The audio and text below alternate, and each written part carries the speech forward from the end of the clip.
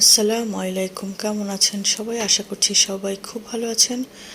আমি আর দুষ্টু বাচ্চাটা আলহামদুলিল্লাহ ভালো আছি। তো গত দুদিন যাবৎ কাজের খালা আসছে না, তাই বারান্দার যা তা অবস্থা। এখানে হচ্ছে বাগান বিলাসটা ঝরে পড়েছে কিছু ফুল, আর হচ্ছে বেলি ফুলটাও ঝরে পড়েছে। তো এগুলো নিয়ে একটু সময় কাটাচ্ছিলাম। কেন জানি এত ভালো লাগে যখন ঝরে ফুল পড়ে যায়, আর আমি সেগুলো নিয়ে নিজের মনে খেলা করি।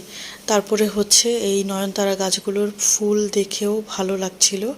মানে মোটামুটি আজকে অনেক ফুল ফুটেছে, সেটা হচ্ছে এনজয় করছিলাম। তো পাশের বারান্দায় আবার আসলাম, এসে একটু চা খাচ্ছিলাম, একটু হালকা বৃষ্টিও পড়ছিল, তো একটু এনজয় করছিলাম বৃষ্টি। আর এখানে হচ্ছে সাবাত বাচ্চাটার জন্য বারান্দা থেকে আসার সময় ফুলগুলো নিয়ে এসেছি। তারপরে হঠাৎ বেলি ফুলটা দেখে মনে হলো যে নিজের মাথায় হচ্ছে একটু গুজে দেই। তো আবার দেখছিলাম যে নিজেকে কেমন লাগছে, মানে একদম ছোট বাচ্চার মতো করছিলাম। তারপরে হচ্ছে দুষ্টুটা তো আমার পাশে বসেই আমাকে দেখছিল। তারপরে হচ্ছে সেও মিচকি মিচকি আমাকে দেখে হাসছিল।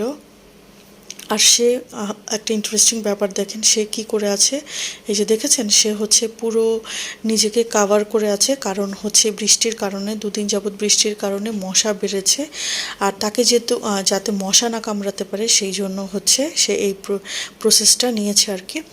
আর এখানে হচ্ছে আজকে দুপুরে তেমন রান্না বান্না কিছুই ছিল না। আজকে হচ্ছে কিছু আল্লাহর মেহমানদেরকে খাবার দিয়েছি, তো সেখান থেকেই হচ্ছে আমাদের জন্য কিছু খাবার রেখেছিলাম, তো সেটাই হচ্ছে খাচ্ছিলাম। সাবাত বাচ্চাটার জন্য হচ্ছে চিকেন বিরিয়ানি, আর আমার জন্য হচ্ছে চিকেন খিচুড়ি নিয়েছিলাম, আর আমার শাশুড়ি মার জন্য বিফ তেহারি। ও আচ্ছা, ভুলে গেছি যে বলতে, যে আমার শাশুড়ি মা এসেছেন। তো যাই হোক, দুপুরটা খুব তিনজনে মিলে এনজয় করলাম। এরপরে হচ্ছে রান্না তো করতে হবে রাতের জন্য।